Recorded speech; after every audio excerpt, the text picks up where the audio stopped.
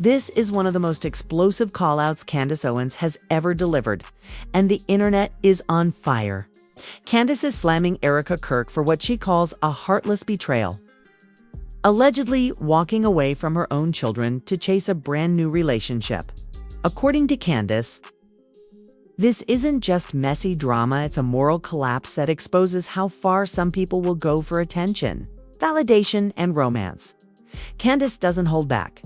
She questions how any mother could justify putting a boyfriend above her kids, especially when those children are the ones left dealing with the emotional fallout.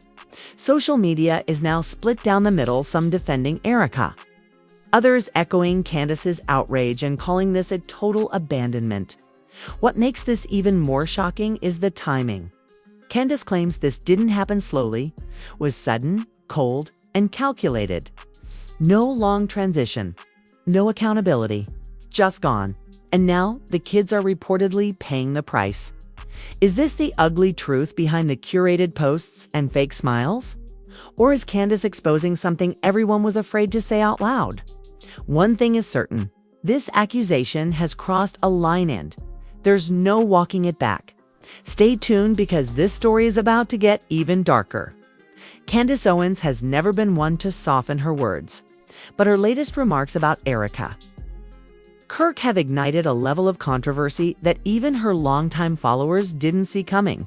What began as commentary quickly turned into a full-blown public condemnation, with Candace accusing Erica of something she says is unforgivable: putting a new romantic relationship ahead of her own children.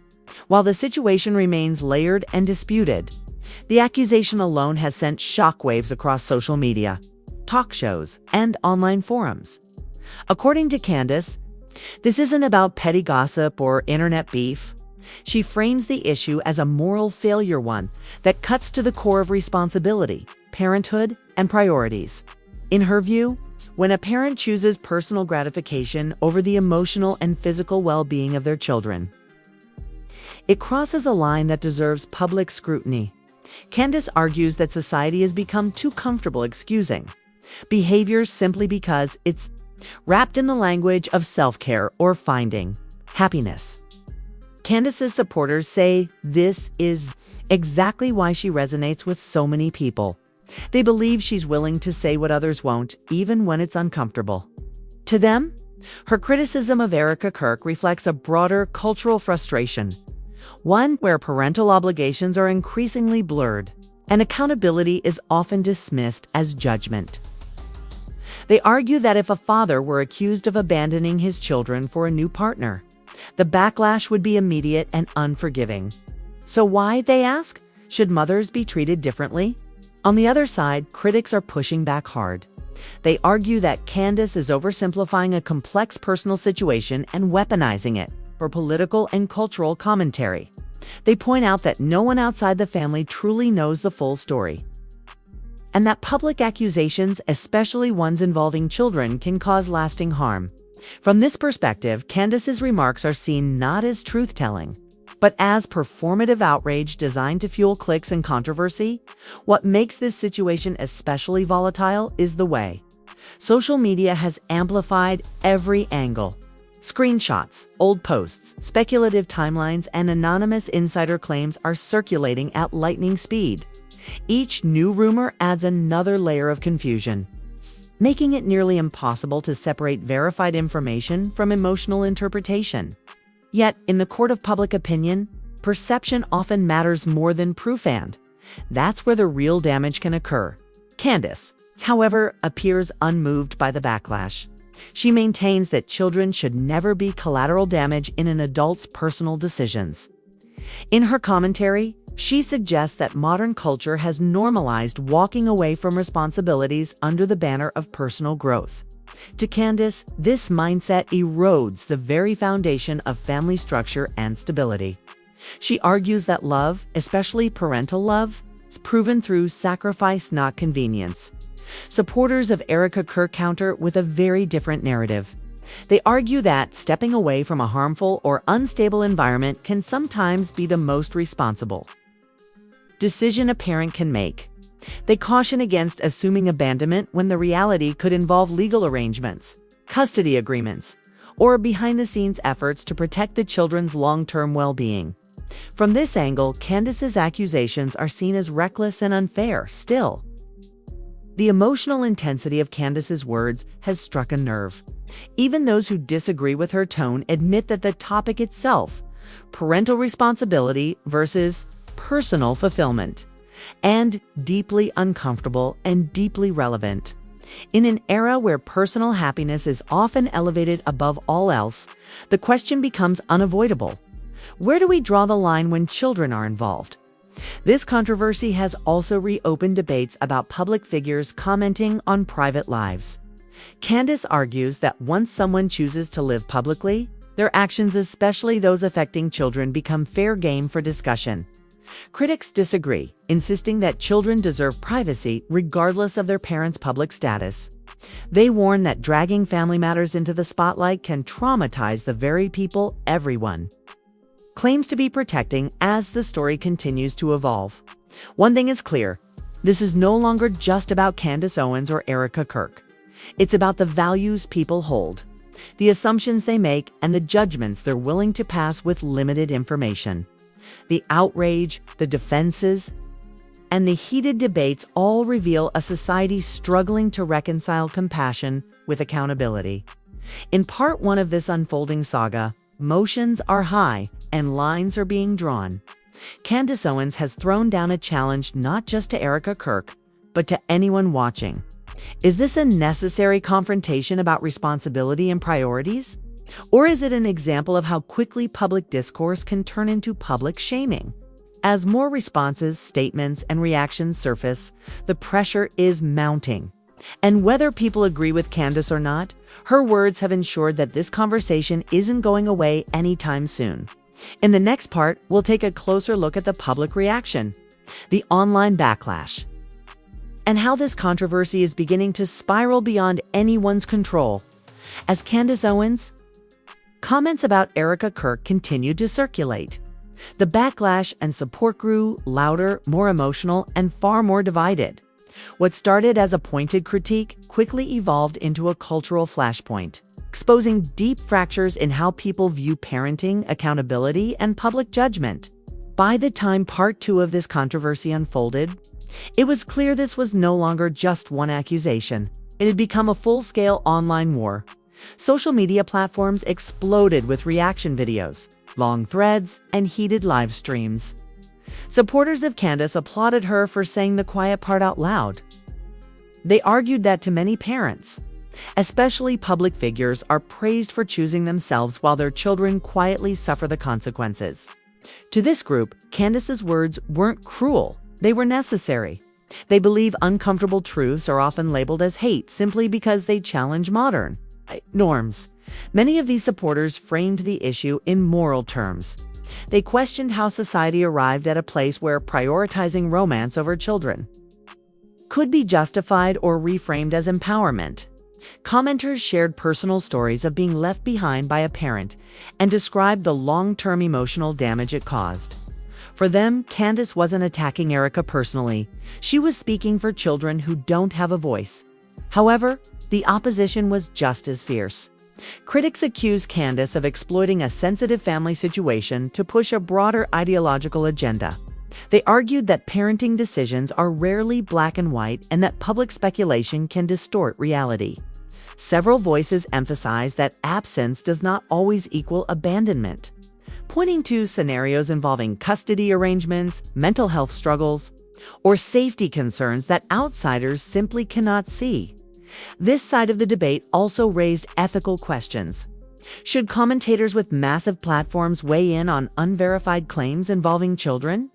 Does public accountability cross into harassment when it invites millions to judge someone's private life? Critics warned that regardless of who is right, the children involved could eventually see these accusations online, forever archived, and endlessly reshared. As the debate intensified, Erica Kirk's silence or perceived lack of a clear response only fueled speculation. Some interpreted it as guilt. Others saw it as a deliberate choice to protect her family from further harm. In the absence of a definitive statement, narratives hardened. Each side filled in the gaps with assumptions that aligned with their beliefs. Candace, meanwhile, doubled down. In follow-up commentary, she reiterated that her concern was not about perfection, but about priorities. She emphasized that adults are free to make personal choices, but not free from consequences when those choices affect children. She framed her stance as a defense of responsibility in a culture she believes increasingly avoids it. What's striking is how quickly the conversation moved. Beyond Erica Kirk herself, the controversy sparked broader discussions about single parenthood, dating after children, and the standard society applies to mothers versus fathers. Many pointed out that mothers are often scrutinized more harshly, while others argued that the emotional bond between a mother and child makes abandonment, or perceived especially, devastating. The media ecosystem played a major role in escalating tensions. Headlines grew more sensational. Clips were taken out of context and reaction channels monetized outrage. Nuance was lost in favor of virality. Each new take pushed the narrative further from the original facts, replacing them with emotion-driven interpretations. By this stage, the damage reputational and emotional was already unfolding. Candace Owens had succeeded in forcing a conversation. But whether that conversation was constructive or destructive remained hotly contested. Some viewers began to question whether public shaming truly leads to accountability, or if it simply deepens divisions and hardens resentment. Part 2 of this saga reveals a harsh truth about modern discourse. Once a story goes viral, control is lost. Intentions matter less than impact.